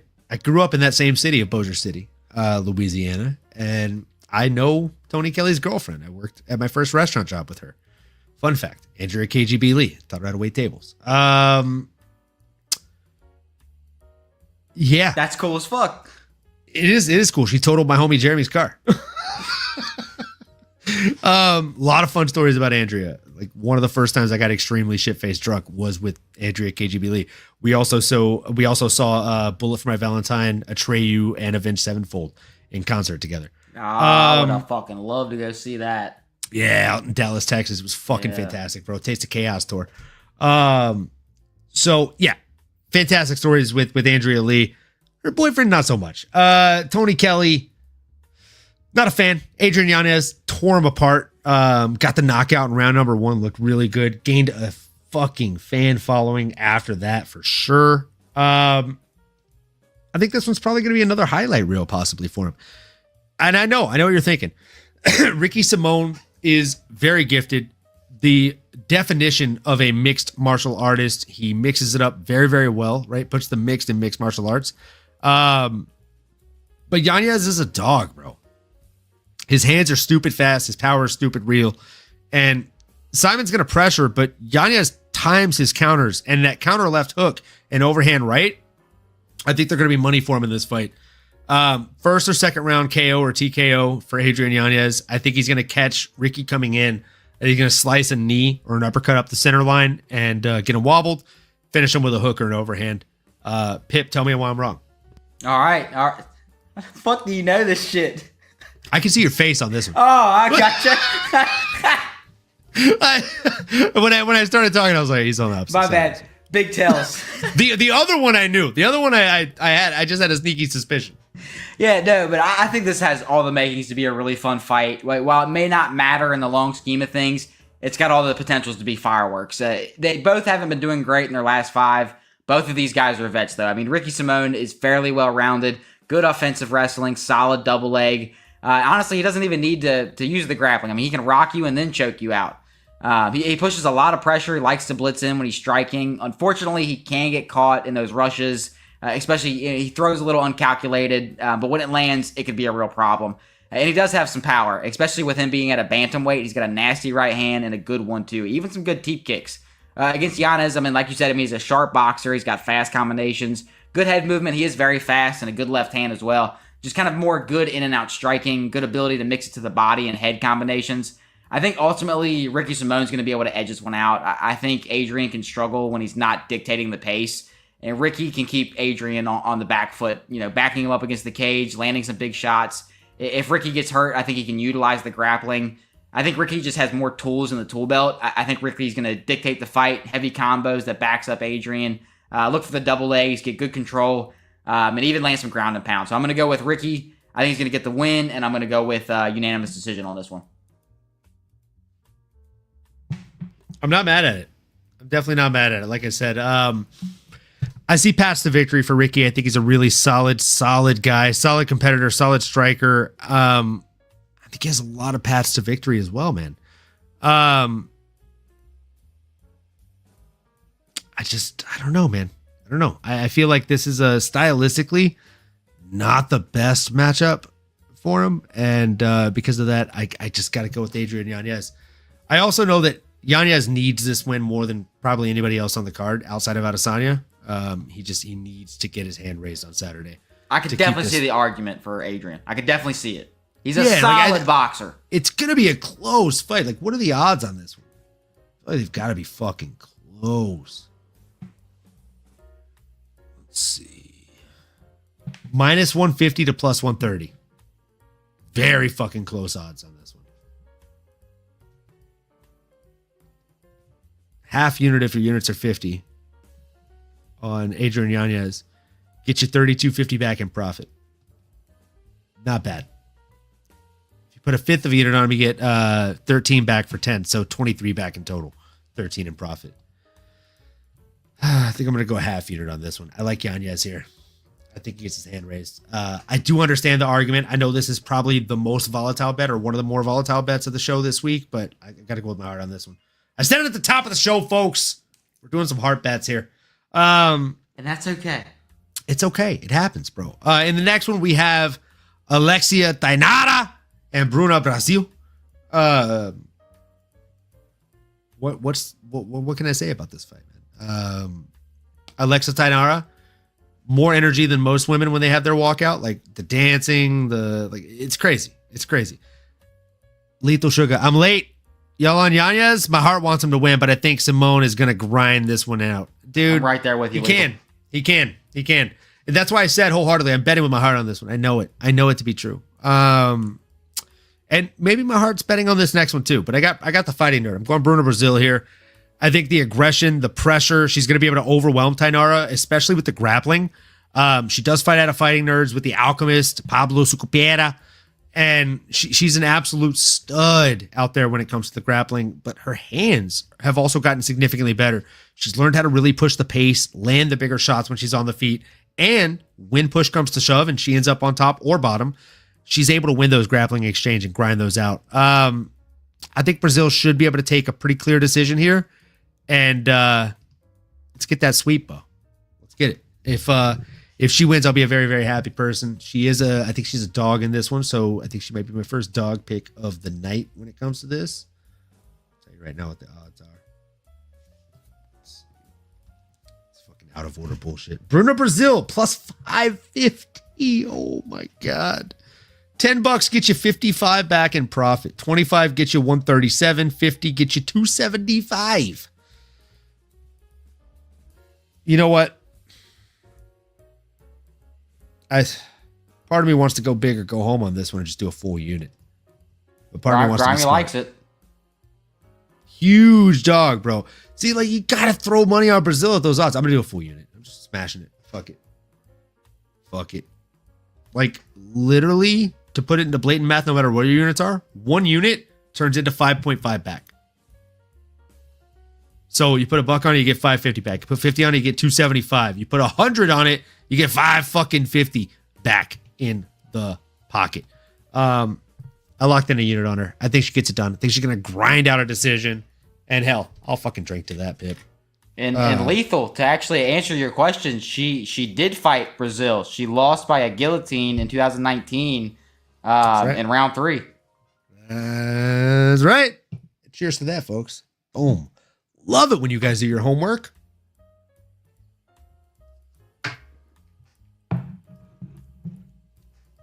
What was that number? 63, 65% of the time? The rematch wins again? Oh, yeah. Well, we're going to see. On this one, I mean, honestly, I think it's hard for me to go against Alexa. She's on that 11-fight winning streak right now. She's fairly new to the UFC. Two-fight win streak in the promotion. She's a strong grappler. She was able to submit Molly McCann. Did some great work against Loma in her last fight. She's very strong, and I feel like you can see that from her build. She's got good control. She'll land some nasty shots. And against Bruna, she's more of a dynamic striker. I mean, lots of spinning attacks. She's got power. She's a long, rangy striker. Good head kicks. But after her last fight, it just didn't look too impressive to me. She got controlled against Caitlin Souza. She wasn't able to get her striking off. She kind of accepted, being on the back foot. Wasn't able to find the shots down the middle like she usually does. And she was more worried about the grappling. I'm worried about Brazil against anyone who seems pretty strong and aggressive at this point, and I don't think she's going to have an answer for the takedowns. I think the chance she does, she's going to end up getting walked back to the fence, and Alexa's just kind of going to be able to control the pace against the fence, just have more control that way. Ultimately, I think she's going to get the fight to the ground. But give me Alexa, wronging the right this time and getting it done by a unanimous decision. I love it. I love it. Again, worth re-mentioning, and I did get the official stats on this. So out of all UFC rematches, 62% of the original winners win in the rematch. When it comes to title matches, 63.2%. And gotta say, that number is skewed by heavyweight and anything over 170 plus fights. Once it gets to the 170 pound division and over, it gets a little bit dicey. Those guys have 50% or less on that stat. So if we look at the lighter weight classes, it's actually significantly higher than 62%. We're probably looking at like 70, 78%. I'll have to do the manual math on that because we don't have any AI stats on it, but I'm down to do the legwork. Again, pig numbers guy. But again, I just think Bruna, she's got more skills. And I know, I agree with everything you said about Tainara. Like, she's riding a big win streak. She looks really good. She is the shorter fighter, but she has a 2.5-inch reach advantage. So ape index off the fucking chain for her. That being said, just talked to a girl that's 4'11 and a half. And again, that half matters. She fought a girl that was like 5'7", 5'8", as she said, her words, not mine. And she was able to take her down within 12 seconds. You have a lower sense of gravity. You're going against a tall person. I just think it makes sense, bro. And to put it candidly, even with a half unit on Bruna Brazil, if she wins, all of my bets for the rest of the evening are paid for, and I've made profit. Okay. We love juice Yeah. on this show, folks. We love juice for that reason. Like, Just for her to win? just for her to win. Money line. Okay, yeah. She's plus 550, dog. Yeah. Like, that's stupid good odds on somebody like Bruno Brazil. I get it, bro. 11-6. Like, if you look at the record at first glance, she is a bit of a 500 fighter. Make no mistake about that. But she's anything but a 500 fighter if you look at what she has to bring to the table. Bruno Brazil by sub is plus 35. Shut the fuck up. Are you being serious? Damn. I'm sprinkling. I might just put like a fifth of either on that. Fuck it, she got the submission in her first fight. Let's see. I'm getting plus 1,600 on that, but I'm still happy with it. Exactly, Lethal. She did it once. Like, you put 10 on it, you get 160 back. And then if you put 10 on her by KO, you get 140 back. So either way, it's padding the pockets if you think she gets it done inside the distance. I think if she does, she's not going to win a decision against somebody as big as Tainara or as long as Tainara. Oh, man. Like, even if you put $1 on this, you get 16 back, right? Yeah. So, like, again, to put it in perspective, 1 unit, 16 units back by sub. 1 unit on knockout, 14 units back by knockout. I did a fifth of a unit on both of those. And a full unit on her in money line. So, yeah. If she gets it done, again, still all bets are covered. Because I did a fifth of a unit on those. And a full unit on her to win money line. If she gets it done inside the distance, 2 out of 3 of those bets hit. And we are, I believe, net positive for the year off the first fight of the night. Even with all the bets taken into account for this week. So, we're playing right, folks. We're playing smart. We're playing hard. And as always, we ask that you do a handful of things. We're going to ask that you like, comment, subscribe, smash that bell for notifications. You know the fucking drill, kids. And more importantly, even if you don't do that, after the show wraps up, hit that refresh button. Slide up if you're on the mobile, right? Just slide it up, just like that. That's all you got to do. That right there. That's the motion, okay? That'll get it going.